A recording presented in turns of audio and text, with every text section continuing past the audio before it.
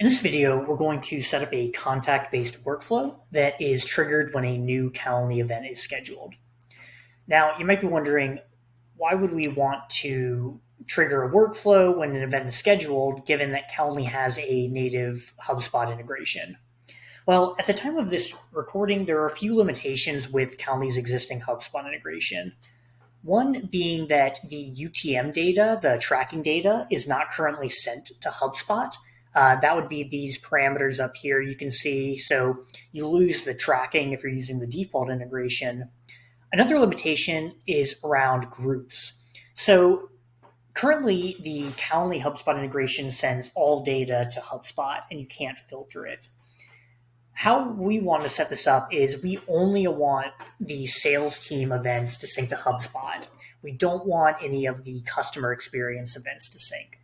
And by using the workflow approach, we'll be able to set up that filtering. So those are just a few reasons why we want to use it. Now let's hop in and actually set it up. So I'm going to start with a blank workflow. And in the setup triggers, I'm going to select from a webhook. And I'm going to say create a webhook event. And I'm going to call this Calendly event scheduled. And this will generate a unique URL that the Calendly webhook subscription can use to trigger the workflow. So I'm going to go ahead and click copy to copy that URL. Now, there are many ways to create the Calendly webhook subscription. I'm going to use a tool called webhooks.calforce.pro. This is just a simple UI that allows you to create the webhook subscription with Calendly without having to write any custom code. So I'm going to click login with Calendly and say, yes, I want to allow Calendly webhooks to authorize this request. And now we can create the webhook. So in the callback URL, I'm going to paste that long URL that HubSpot generated for us. The webhook resource, I'm going to keep this as invitee because I want to sync invitee events. Now for scope, there are three options. There's my account, which would trigger the workflow only when an event is scheduled with your Calendly account. There is organization, which would sync and trigger the workflow when any event within your Calendly organization is scheduled. And then the last one is group. And this is where you can select a specific group where the workflow will only run when an event is scheduled with a user that belongs to that particular group. In my case, I only want to sync the sales events, so I'm going to keep that as sales with the group scope. And then the last piece, I'm going to select invitee created. I'm not interested in the canceled events for now, so I'm just going to select invitee created, which maps to new events being scheduled. I'll click create webhook, and we can see that the webhook was created successfully.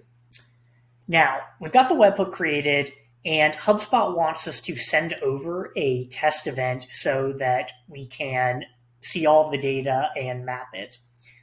So to trigger this test event, we're just going to schedule a new Calendly event.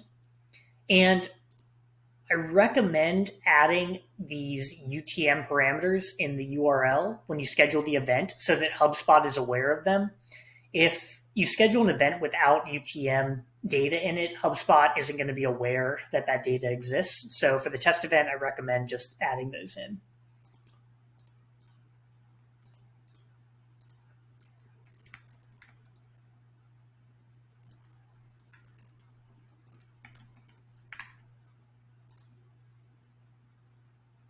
All right, so we've got the test event scheduled. Let's go over to HubSpot, and we can see that all of that data was sent over. So we can see everything in here. We can see our tracking data. In this case, I only selected UTM source and campaign. If you need the rest, you can just add those within your test event. So I'm going to click next here. Now, this is where we do the property mapping. So we need to map the Calendly fields into a HubSpot property. Now, there's a lot of data here you can see, and I don't even need probably half of it for the workflow I'm going to set up. So I am going to pause this, and through the power of editing, I'm going to delete all the properties I don't need and clean this up a little bit so we can focus on just the few properties that we're going to use.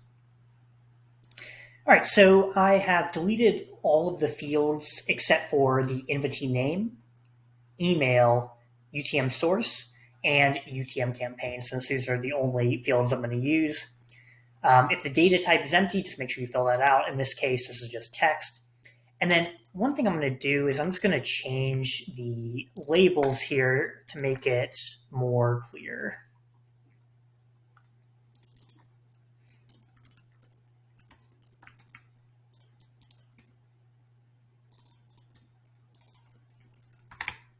Cool. So I've got all the properties I need. If you accidentally delete a property or want to add another one, you can just click on Add Event Property here to add that back. But for this use case, I'm just going to use these four.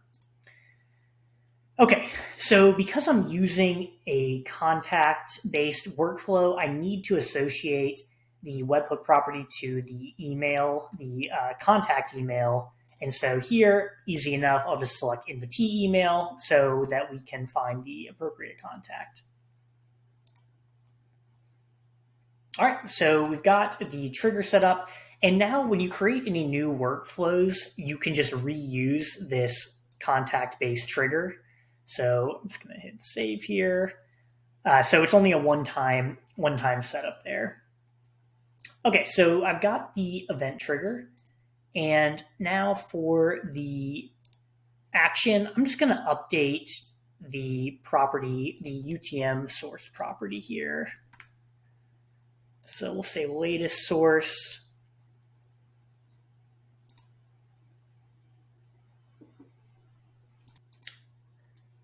So setting the latest source here on the contact, we have to select one of these specific options. So what I'm going to do is I'm going to check if the source was LinkedIn, and if it was, then we will set it to paid social. So what I'm going to do is I'm going to add that condition here first.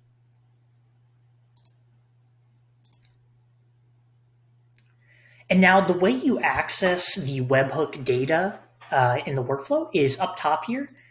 Instead of enrolled contact, you can go to the trigger event property, so Calendly event scheduled.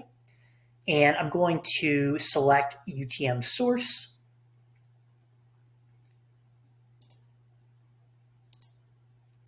And we'll say the value is LinkedIn.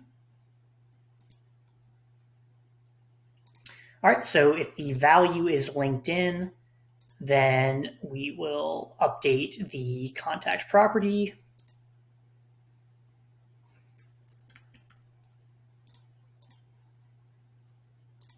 And we'll say paid social since we are running a campaign on LinkedIn. And save that. Now, this is just a very simple example of updating the contact based on the UTM parameters.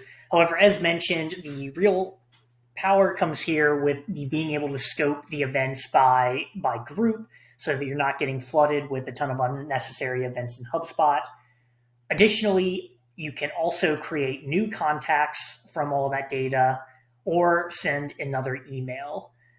There are no-show webhooks as well, so maybe you want to set up a webhook subscription and workflow that runs when a Calendly invitee is a no-show, and then maybe send them an email to remind them to schedule some time in the future.